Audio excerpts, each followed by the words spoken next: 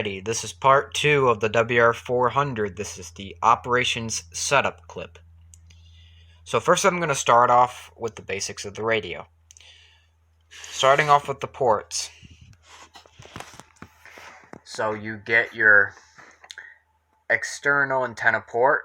This is used for if you have a poor signal in your area and the internal antenna is not enough to pick up the signal. So you can get an optional external antenna and plug it into this port, and you'll get the signal from that antenna instead. External alert.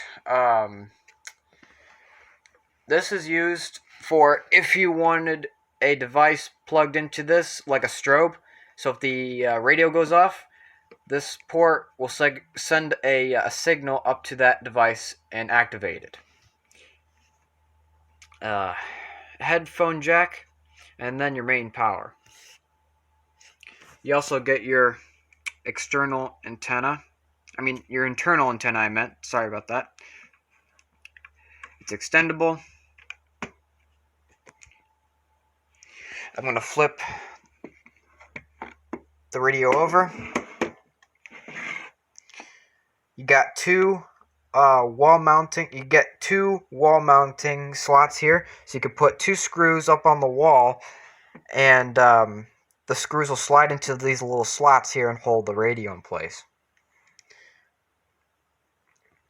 This radio does have battery backup functionality. It will require 4 AA batteries.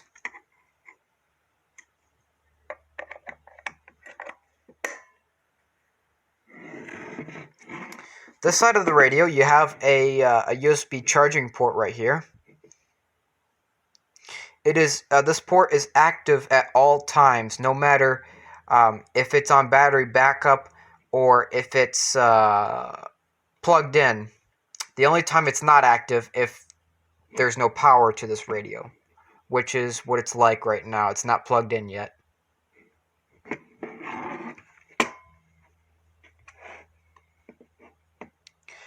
This radio has alarm clock functionality, so you get your on-off toggle switch and your volume control right here.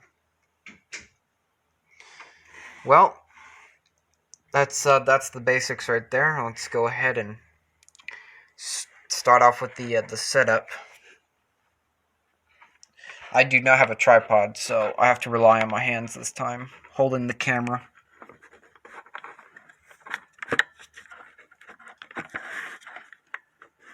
Can't see very well back there. I don't know if it's... Here, let me move this antenna out of the way.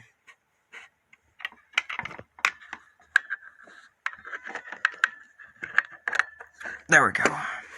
Found the port.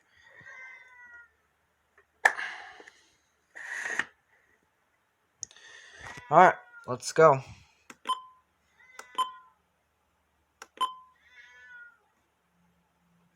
Actually, I'll leave it at any for now.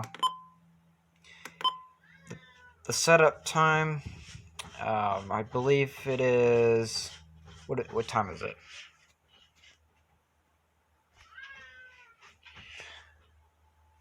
Yeah, it's not showing me the time, so I'm just going to set that later. And 32. Well, that was quick. So, alright then. So you get your brightness control right here. This is the dim and the bright mode. The dim mode is adjustable in the settings. You go to backlight and you adjust it.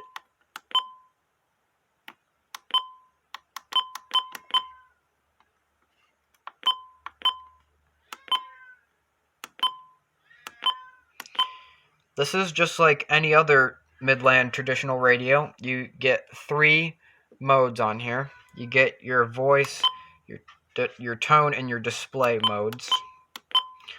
Voice is the default setting right here.